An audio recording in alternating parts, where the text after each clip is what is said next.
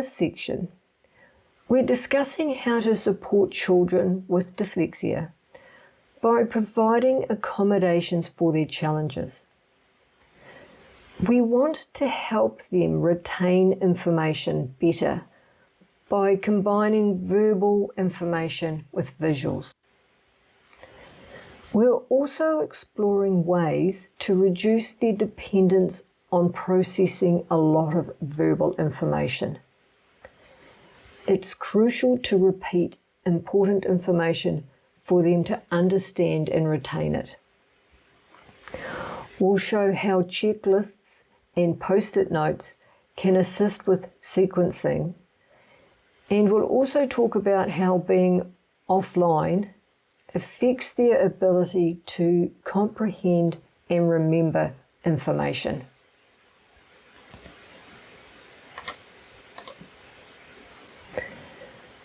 When thinking about supporting verbal information with visual aids, one thing we can think of is the language we use and how we can incorporate visual-based clues into the information we're giving them.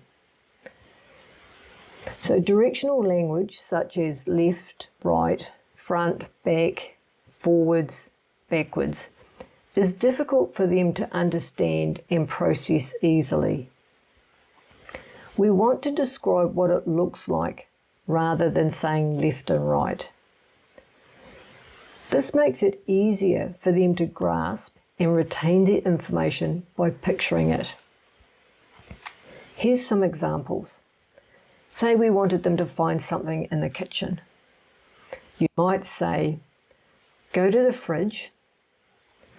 On the jug side of the fridge, look in the drawer with plates. Or if you have to give directions to find a place, you might say, go down that way until you see the grey house and turn this way. Go until you see the house with the red letterbox and it's next to the park. While you're giving instructions like this, you'll also be using hand gestures to indicate direction. If you're explaining something, maybe just drawing a diagram can be the visual aid they need. For example, say there is just an area in the house that you don't want them to go, like a sibling's bedroom. A visual way to show this information is to draw the house roughly and just put a cross where they can't go. Alternatively, say they have to be finished something by a certain time or be ready to go somewhere by a certain time, you could write down the number that will show on the digital clock when it's time for them to start getting ready. This helps the dyslexic child to see where they're heading towards and what the completed task or activity actually looks like when it's finished. The advantage of a picture is that they can look at it again and again, so they don't have to retain the information in their head. It's also explicit because this is exactly what the end result needs to look like. And it also meets their need to see the big picture. So for example, when they tidy their room, you can show them a picture of what you want the floor to look like. And then you might show them a picture of what you want the bed to look like. If you were to give them a picture of the whole room tidied and they still struggle to know how to start or to do it, it means that the process hasn't been broken down enough into smaller steps so that it's too overwhelming. And that's why you might give them a picture of just the floor or just the bed. Tidying a bedroom can also benefit from using checklists. So you partner that with visual aids and checklists. Another way to support with visual aids is using video showing the whole process needed to complete a task or activity. Video highlights the different steps needed and what order those steps are in. It can be used for doing jobs around the home. It can be used for showing the steps needed in a maths calculation. It can be used with other types of homework, or it can be used for the steps needed for an after-school job. The advantage of using video is that they see all the steps within the process and they can go back to it and back to it as they are learning it. You also want to notice how you use language here with any of these strategies that they're using to support their challenges. You want to help them understand that they are using a strategy to help their dyslexic brain. They can then take this knowledge of these strategies with them as they grow up into adult life. The strategy of supporting verbal information with visual aids is supporting their short-term memory challenges, and it also works in with their strengths of being visual-based learners and seeing the big picture. Since dyslexics can struggle to process verbal information, trying to reduce how much you give them can be helpful. If you are explaining behaviour, homework, how to do something, you want to do it as explicitly as possible. This means reducing the amount of words you use. It can actually feel like you are talking in a bullet point type format. So you give them some information and then you wait until they understand that part. And you check in with them for their understanding by asking them to repeat it back to you. Little and often is a good rule of thumb. You also want to include those pauses so they have time to process the verbal information. So you're checking in and repeating as necessary, little and often. Giving them information so they can understand the big picture is also important.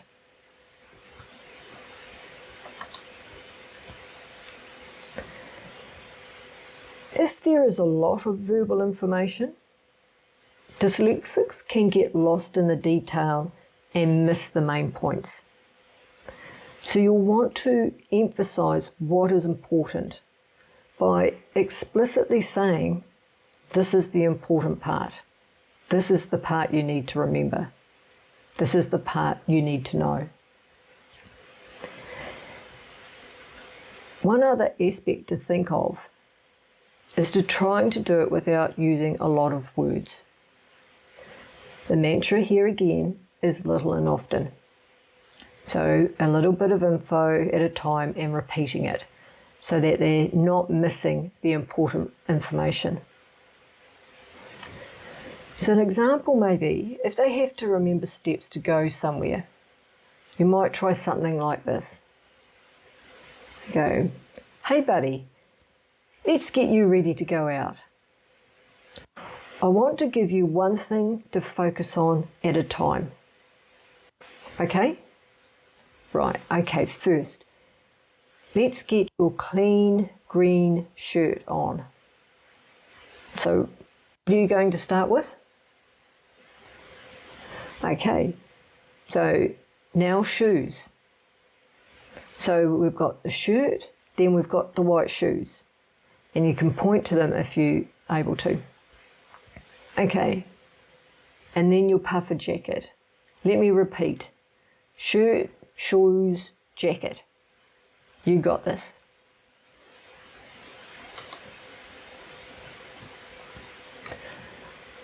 One of the challenges for dyslexics is the ordering and sequencing of information in their head. This can be supported by using checklists that have the task broken down into smaller, achievable steps. This can be referred to again and again and means they don't have to retain the information each time. Over time, they will start to remember the steps needed if it's something they do regularly, like jobs around home. The checklist doesn't have to be words either. You can have pictures on it. Being able to break down a task into a logical, ordered sequence and into smaller tasks helps to make it easier to start. This is because it feels more manageable, it's not overwhelming, and it's easier to see a starting point. If they are still struggling to start the task, it may be that they need more support on that first step, or the overall task hasn't been broken down enough yet. Post-it notes is another way to support the sequencing that is difficult to do in their head.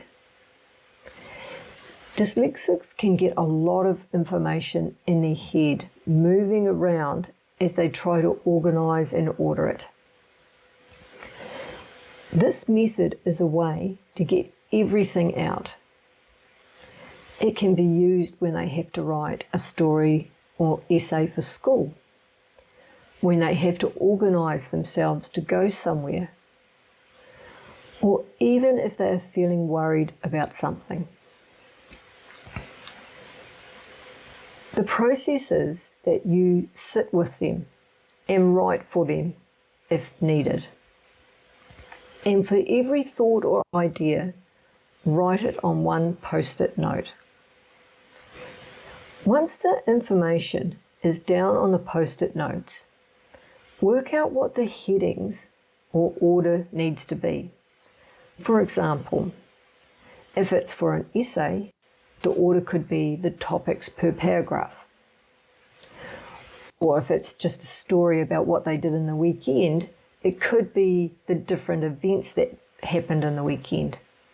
If it's about going somewhere, it could be based on the different activities needed within that process to get to where they've got to go, such as what do they need to be when they're in the car? What do they need when they're actually at the event? How are they going to socialise? What do they need to be ready to go to the event? Or if they're writing about something that they're worried about, the headings could be something as simple as big worries versus small worries. The overall aim here is to just get the information out of their head, and then we want to order it and sequence it with the post-it notes down in front of them. It's not to solve anything, because once the information is there and ordered, then they can start a plan for how to get started.